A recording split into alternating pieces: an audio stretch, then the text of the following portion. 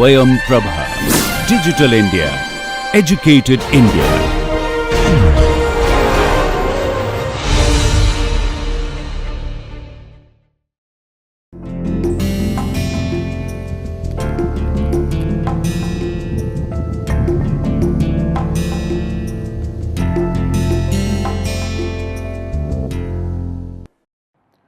Namaskar. So, in last session we discussed about the magnetically coupled circuits. So, we will continue our discussion today and we will talk about energy stored in magnetically coupled circuits, and then also we will discuss about the ideal transformer. So, let us start the discussion of today's session. The energy stored in inductor, as we know, can be given by W is equal to half Li square. Now, to determine the energy stored in magnetically coupled coil, let us consider the following circuit. Here I1 and I2 are the currents on left and right coils. V1 is the voltage across first coil and V2 is voltage across second coil. They have inductances as L1 and L2, and M is the mutual inductance. Now, let us assume that first the current I1 and I2 are initially 0, that means that total energy stored in the circuit is equal to 0. Now, I1 is now allowed to increase from 0 to capital I1, that is one arbitrary value we are considering, while maintaining current I2 is equal to 0. In that case, the power in coil 1 can be given by P1 at any time t is equal to V1 I1. So, we can say as I1, V1 can be replaced by L1 dI1 by dt, and then the energy stored in the circuit can be given by, say, it is W1. So, you integrate the instantaneous power from 0 to capital I1 and solve it. So, when we integrate the above equation with respect to t, we get half L1 I1 square. Now, if current I2 is allowed to increase from 0 to, say, capital I2, that is again an arbitrary value we are considering, while maintaining the current same in the first coil. So, in that case the induced mutual voltage in first coil will be M12 dI2 by dt, while in coil 2 it will be 0 because there is no change in I1. So, dI1 by dt will be 0 when we are talking about the mutual induced voltage in coil 2. So, for coil 2 we will have the mutual voltage mutual induced voltage as M12 dI2 by dt. Therefore, the power in coils due to increase in current I2 can be given by, say, it is P2. So, it will have now two components, one is because of mutual voltage and second is because of the self inductance. So, this will become I1 M12 dI2 by dt and V2 I2. V2 can be given as L2 dI2 by dt because of the inductance, self inductance of the second coil. So, we can write I1 M12 dI2 by dt plus I2 L2 dI2 by dt. So, energy stored in the circuit because of change in current in the second coil from 0 to I2 will be, you will integrate the instantaneous power from 0 to I2. So, when you integrate you get the value as M12 I1 I2 plus half L2 I2 square. Now, in that case the total energy stored in the circuit will be considered when both I1 I2 have reached their constant value. So, total energy stored in the circuit will be now W1 plus W2. So, this will become half L1 I1 square, that is W1 plus M12 I1 I2 plus half L2 I2 square. Now, if we reverse the order by which the current reach their final values, that means first we will increase I2 from 0 to capital I2 and then we increase I1 from 0 to capital I1. In that case the total energy stored in the circuit can be given as half L1 I1 square plus half L2 I2 square plus M21 I1 I2. So, in this case the mutual inductance is M21 because the current which is increasing in the circuit first is I2. So, mutual inductance will be because of I1. So, you get the mutual inductance in the second coil as M21 I1 I2. Now, since the total energy stored should be same regardless of how we reach the final conditions, in that case if you compare these two equations you can simply say that M12 is equal to M21. So, mutual inductance is this mutual voltage induced because of either first current is increasing or first current I2 is increasing or first current I1 is increasing will remain same. So, you can simply say M is equal to M12 or equal to M21. So, M12 or M21 in these two equations can be simply replaced by M. So, total energy stored in the circuit we can write as half L1 I1 square plus M I1 I2 plus half L2 I2 square. Now, this equation we derived by assuming that the currents in both coils are entering the dotted terminal, that means the mutual voltage which induced is in either of the coil will be positive. So, in case if one current enters the dotted terminal while the other leaves the other dotted terminal, the mutual voltage now will become negative. In that case the mutual energy will also be negative. So, the total energy stored in the circuit will now become half L1 I1 square minus M I1 I2 plus half L2 I2 square. Now, we have considered I1 I2 as some arbitrary values. So, we can replace with any other value, like we replace with generic I1 I2 equations the symbols. So, what we can write, the instantaneous energy which will be stored in the circuit can be given by some general expression, and the general expression is W equal to half I1 square into L1 plus minus M I1 I2 plus half L2 I2 square. So, this plus minus will be depending upon how current is entering and leaving the dots. Now, the positive sign we will select when mutual term in both the positive sign we will select for the mutual term if both currents enter or leave the dotted terminals, otherwise we will consider as negative. Now, let us try to stabilize the upper limit for the mutual inductance. As we know, the energy stored in the circuit cannot be negative because we are talking about the circuit which is passive in nature. So, what we can conveniently say that half L1 I1 square minus M I1 I2 plus half L2 I2 square should always be greater than 0. Now, we have two square terms in the expression. So, what we will do, we will first create the complete square. So, to do that, what we will do, we will add and subtract I1 I2 under root of L1 I2 basically in the expression.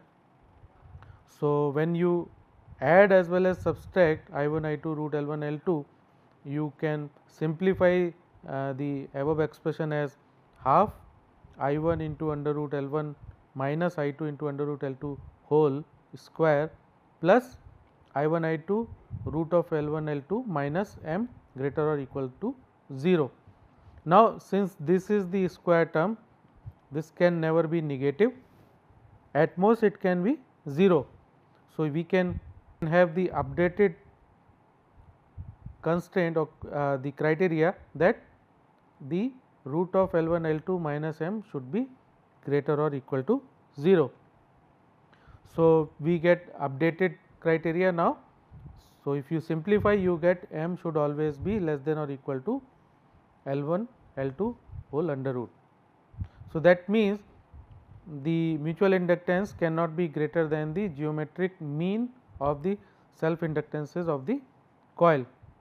Now, this condition we can convert it into equality constraint.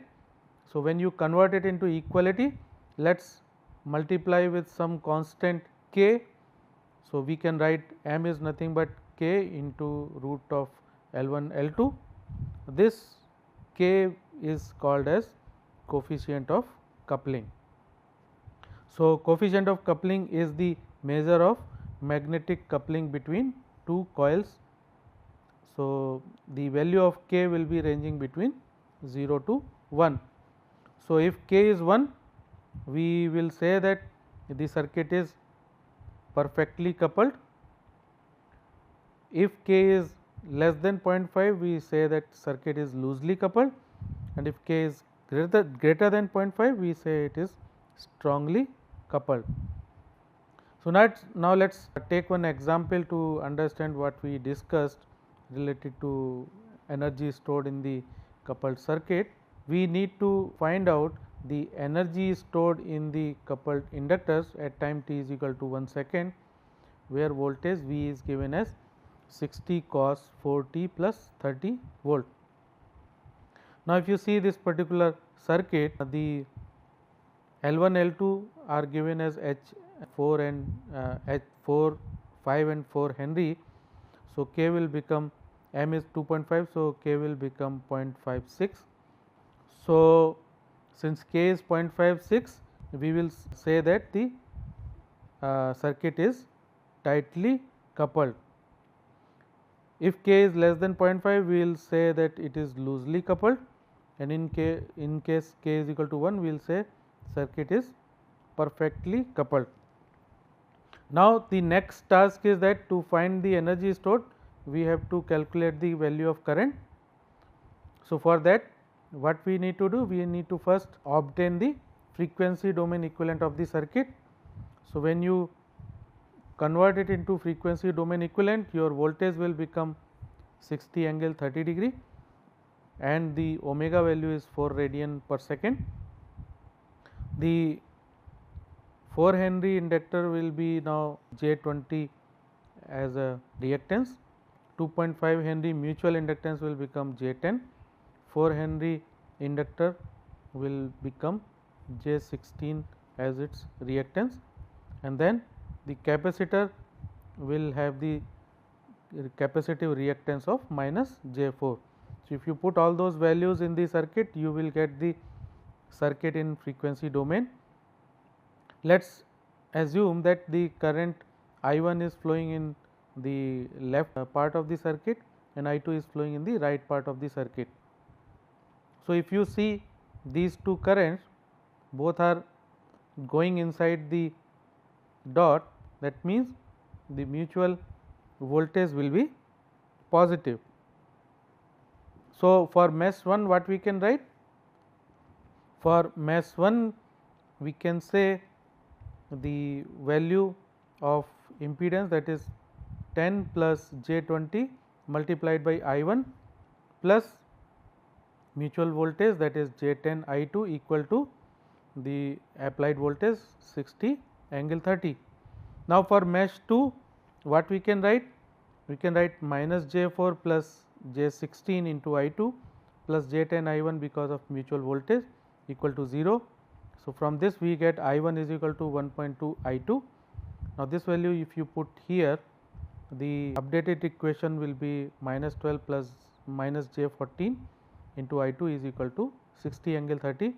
So, when you simplify, you get the value of I2 as 3.254 angle 160.6 degree. Now, you can get the value of I1 as 3.905 angle minus 19.4 degree ampere. Next task is that we will convert now the values of current we got into time domain. So, I1 will become 3.905 cos 4t and minus 19.4, I2 will become 2.354 cos 4t plus 160 degree 160.6 degree. Now, we need to find the value of energy at time t is equal to 1 second. So, in the voltage, if you see the voltage value, it is 60 cos 4t plus 30. So, that means that the value 4t will be the omega t value in the expression. So, in that you just put the value of t as 1. So, you get the angle as 4 radian. This 4 radian we need to convert it into degree. So, if you convert 4 radian into degree, you have to just multiply by 180 degree divided by pi. So, when you simplify, you get angle, that is instantaneous angle at t is equal to 1 as 229.2 degree. So, you put this value here. So, I1 at time t is equal to 1 second will become, now if you simplify, this will become minus 3.389 ampere. Similarly, I2 will be 2.284 ampere. So, the total energy stored in the coupled inductors can be given as W equal to half L1 I1 square plus M I1 I2 plus half L2 I2 square. You put the values of I1 and I2 and L1, L2 and M, and when you simplify, you get the value of total energy stored as 20.73 joule. Now, let us start the discussion about the another topic called ideal transformer. Now, what is ideal transformer?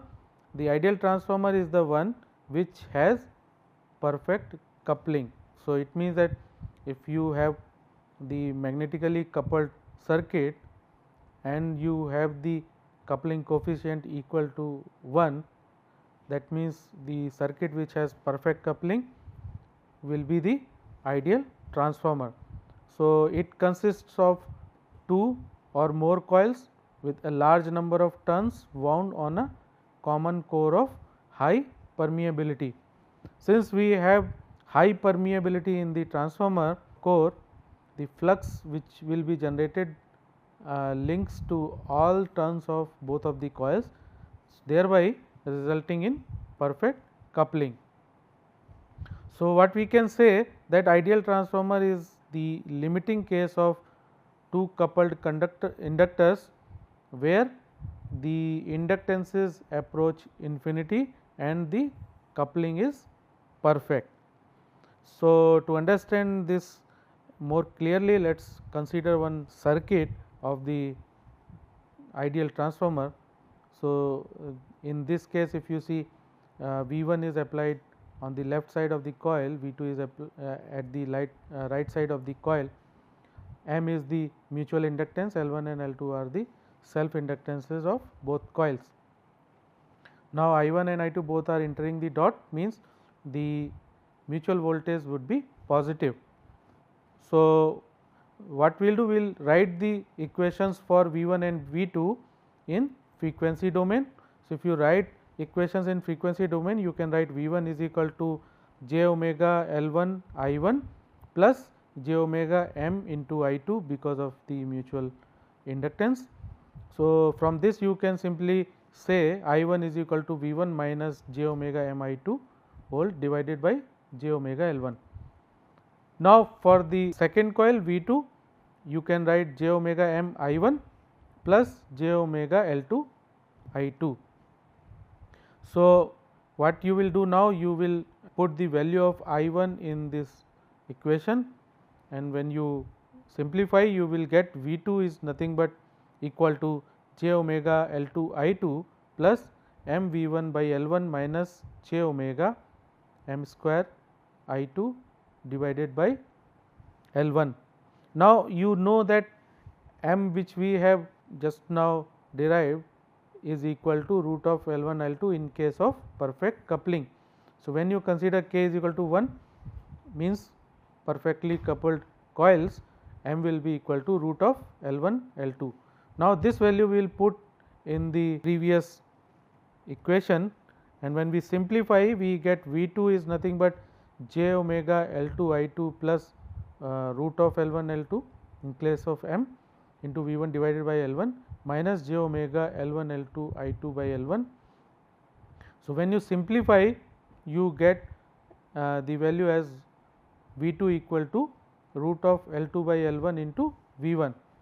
So, now if you just say root of L2 by L1 as N, we can simply write V2 is equal to N V1. Now, what is N? N is popularly known as the turns ratio of the transformer. So, if you see the expression, if L1, L2 or M tends to infinity in such a manner that N remains the same, the coupled coils will become the ideal transformer. So, to summarize, we can say the transformer is said to be ideal if it has the following properties. Coils will have very large inductances, means L1, L2 and M tends to infinity. Coupling coefficient is equal to unity, that is K is equal to 1, and primary and secondary coils are lossless, means the resistances of the primary and secondary coils are almost equal to 0 in case of ideal transformer. Now, an ideal transformer is unity coupled lossless transformer in which primary and secondary coils have infinite self inductances. The circuit symbol of transformer we generally show like this, where we have the coil 1 and 2 and have the turns ratio N1 and turns, number of turns in primary coil as N1, number of turns in secondary coil as N2, and the double lines in between two coils shows that the core is present in the transformer. Now, primary winding is having N1 turns and secondary is having N2 turns. So, what we will do now? We will apply the sinusoidal voltage in the transformer circuit which we just saw, and the magnetic flux in that case generated will goes through the both of the windings. So, you can simply apply the Faraday's law to find out the voltages V1 and V2 when you apply voltage in the primary coil. So, what will happen? You can say V1, that is induced voltage, equal to N1 d phi by dt, because this flux phi is linking both of the windings. So, V1 will become now N1 into d phi by dt, and induced voltage in secondary coil V2 will be N2 into d phi by dt. Now, if you divide both of the equations, we get V2 by V1 is equal to N2 by N1. This will be equal to N, which we just derived, which was the turns ratio of or the transformation ratio of the transformer. So, if in case of instantaneous voltages, that is V1, V2, if we write phasor voltages, that is capital V1 and V2. So, we can simply say that V2 by V1 is equal to N2 by N1, which is nothing but the turns ratio of the transformer. Now, the if for the reason of power conservation, the energy supplied to the primary should be equal to energy absorbed by the secondary. So, when you follow the law of energy conservation, the value, that is V1 I1, should always be equal to V2 I2 in case of ideal transformer. So, what we can write now?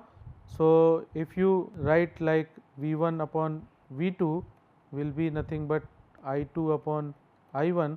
So, if you write it in the phasor form, you can write V1 upon V2 is equal to I2 upon I1. V2 upon V1 we have just now found, that is equal to N2 by N1, which is nothing but equal to 1 by N. So, what we can write? We can write that I2 by I1 is nothing but equal to N1 by N2 or equal to 1 by N. So, when N is equal to 1, we say transformer is called as a isolation transformer. When N greater than 1, it means that we have the step up transformer, and when N is less than 1, it is called step down transformer. What is a step down transformer? A step down transformer is the one whose secondary voltage is less than the primary voltage, whereas in case of a step up transformer, the secondary voltage is greater than its primary voltage. So, now it is important to get the proper polarity of the voltages and directions of the currents for the transformer. So, if the polarity of V1 or V2 or the direction of I1 or I2 is changed, the value of n which we have just saw may need to be replaced by minus n. So, how to find out whether we should use plus n or minus n? We will simply use the following rules. What are the rules? If V1 and V2 are both positive or both negative at the dotted terminals, then we will use plus n in the transformer voltage equation, otherwise we will use minus n.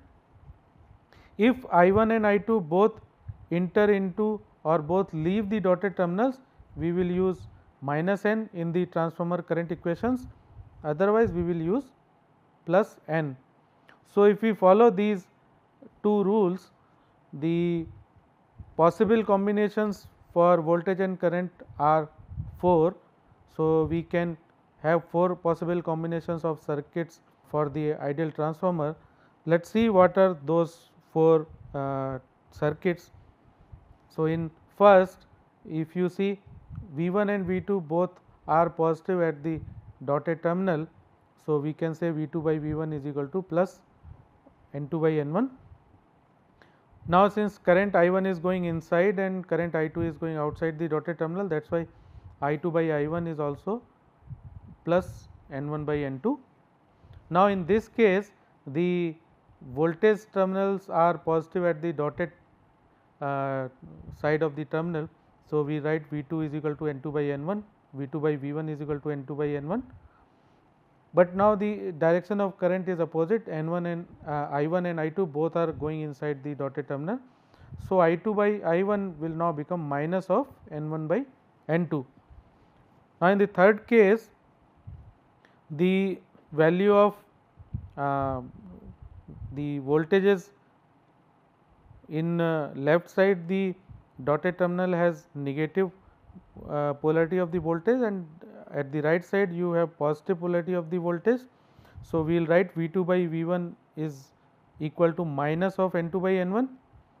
Now, in case of current, in both of the coils, if you see in this case current I1 is going outside the dotted terminal and I2 is going inside the dotted terminal.